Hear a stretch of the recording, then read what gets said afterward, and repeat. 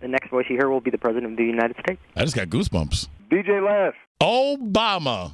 What's going on, man? How are you, sir? You know, blessed and highly favored. First of all, I just got to say, listen, I've been in radio a long time, and it is an absolute honor and a pleasure to have the President of the United States on my phone right now. So thank you very, very much. I am humbled right now, sir. I'm the one who should be humbled. You're big time. I'm nobody. You got, Pitbull and Florida and all these guys just, beating a path to your door. And so, I'm hoping that I can get a little of that magic from you in this interview. So listen, I'm going to kick this off right off rip. I'm going to let you know that I'm wearing a Miami Dolphins jersey. I know you're a big Chicago fan. You got to start with that that Dolphins thing. Did you see that HBO special, Hard Knocks? Yes, I did. That was a pretty good show, but as I recall, you guys didn't win any. Yeah, you know what? In the preseason. Oh, so now I'm getting ragged on by the President of the United States. I'm just saying you brought it up. My Bears, I'm feeling pretty good about it. Oh, I'm sure you are, my friend. I am sure you are. Well, listen, everybody here in South Florida is super excited. Let's just have a great time with this, okay? Absolutely. All right, so my first question comes from a listener named Jason in Fort Lauderdale. He wants to know, why do you think you should get another term in office? Well, when I came into office, we were losing 800,000 jobs a month. Okay. Going through the worst financial crisis since the Great Depression, lost 9 million jobs overall. What we've been able to do by saving the auto industry, by providing middle-class tax cuts, by helping small businesses, we've been able to help turn that around so that for the last 30 months we've been seeing job creation. We've created 4.6 million jobs. We're not out of the hole that we're in, and a lot of folks are still hurting out there. Right. But the steps that we've taken have been the right ones. And what I want to now do is finish the job. That means making sure that we are building on the progress we've made in increasing manufacturing in this country. I want us to make things again and double our exports. Stop giving tax breaks to companies that are shipping jobs overseas and give tax breaks to companies that are investing here in Florida and around the country. Absolutely. I want to invest in education. We made great progress in helping young people with Pell Grants and student loans, and now I want to work to make sure that universities and colleges are keeping tuition costs lower and making sure that we're opening up more slots for community colleges to train people for the jobs that businesses are hiring for right now.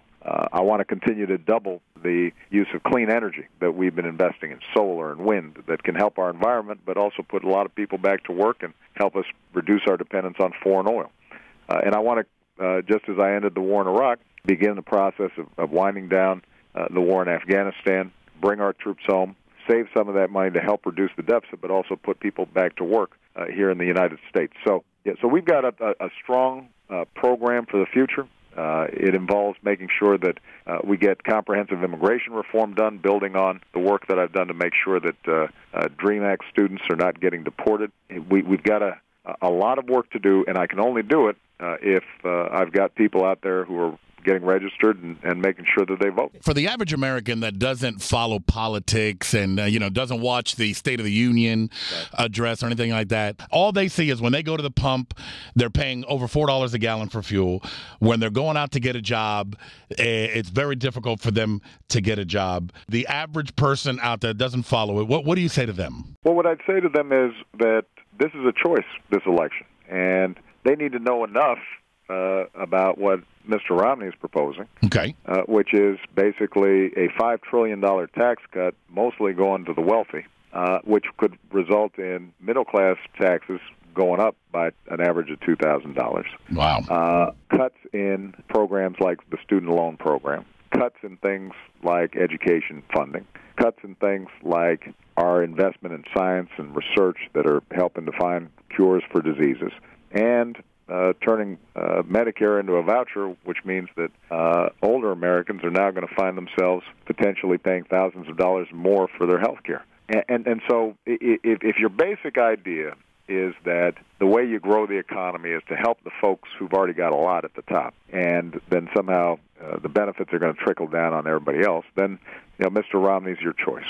If you think that the way the economy grows is by middle-class families who work hard and are acting responsibly, getting a fair shot and getting some help along the way to send their kids to college, to make sure that they can afford a home, then I think we're the better choice. How will 4 more years of Obama-Biden benefit seniors and Medicare? Because that is a huge thing, especially here in Florida. What we've already done through our health care law, what folks call Obamacare, and I like that name actually because I do care. That's why I passed it. We extended the life of Medicare by an additional 8 years.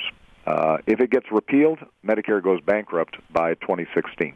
At the end of President Romney's term. That is right around the corner. That's right around the corner. What we also did was we're closing what's called the donut hole, making prescription drugs lower for seniors, especially those with high prescription drug costs. If Governor Romney were president and he's promised to repeal it, that means that those costs for prescription drugs would be higher. We, as part of the law, made sure that seniors are getting free preventive care. That would go away if that law gets repealed. And basically, the reason we were able to do some of these things is because we were overpaying insurance companies and providers through the Medicare program. And we said, you know what, let's ask insurance companies to make a lower profit.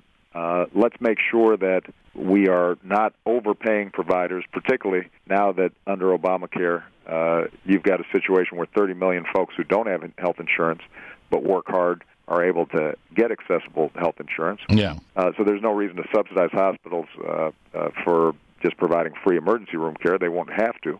So because of those steps, we are not only making Medicare stronger, but we're also helping to reduce health care costs overall, which will help the system be sustainable over the long term. Now, Governor Romney and Congressman Ryan, what they want to do is turn Medicare into a voucher system. And it's pretty straightforward. You get a voucher here, your voucher's worth X amount of dollars, and if it turns out that health care costs more, if the insurance companies are jacking up their rates because they want to make a larger profit or have higher administrative costs, well, you've got to make up for the difference.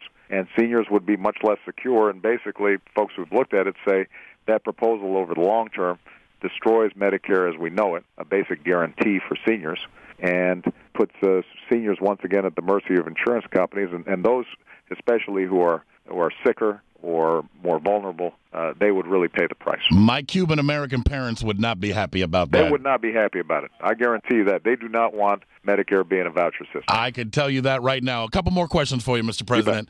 Listen, you have a beautiful family, first of all. Congratulations. Thank you so much. You have 2 beautiful daughters. I have a young son and a daughter. What are some of the changes you'd like to make now that will be in place for them when they become adults? Well, a couple things. I do think we've got to get our deficit under control. That's sure. why I'm asking folks who've done well, like me, to do a little bit more, go back to the Clinton tax rates. That allows us then to pay down our deficit without hurting your parents, for example, in terms of Medicare. I think a second thing we have to do is to continue to make sure that we're investing in education at every step of the way. Probably my kids and your kids are going to be fine. As long as they do the work, they've got opportunity. Right. But they're only going to be successful if the whole country's successful. And that means kids who have less opportunity have to be able to afford college. That's important. Well, basically, wasn't this country founded on immigrants? That's the reason why making sure that we were suspending deportation of the DREAM Act kids was so important. That's why getting comprehensive immigration reform is so important. But that's also why giving these kids access to education is so important, because that's our future workforce. Without a doubt. And, if they're not getting skills, if they're not getting trained, if we're not producing enough engineers, if we're not producing enough computer scientists, then the country is not going to have the strong base of middle-class families that it needs to sustain the American way of life. And that's why I get so frustrated when I hear, Governor Romney say that, he would veto the DREAM Act. Or that's crazy. His strategy for comprehensive immigration reform is self-deportation, making things so miserable for folks who are undocumented here that they end up leaving. That's not who we are. That's not the American way. That's not the American way. I mean, what I have said is, listen, let's make the legal immigration system more efficient, more streamlined, so people don't have to wait as long.